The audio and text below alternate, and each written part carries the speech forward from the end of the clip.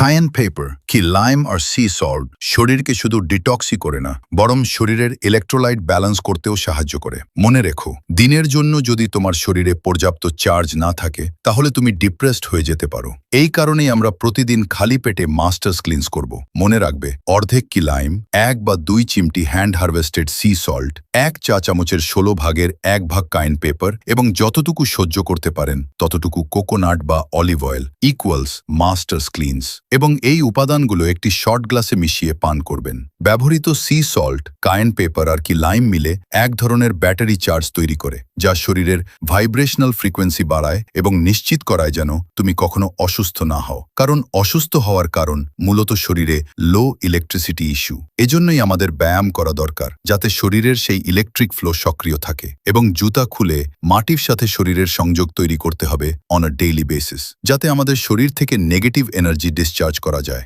যদি তুমি grounding, fasting আর master ক্লিনস একসাথে করো তাহলে তুমি নিজেকে ব্র্যান্ড নিউ অনুভব করবে। আর হ্যাঁ, সবকিছু খাঁটি ও বিশুদ্ধ পেতে সাথেই থাকুন এবং রিয়েল ডটের জন্য অপেক্ষা করুন। আর যদি কিছু বলার থাকে তাহলে কমেন্ট বক্সে জানান।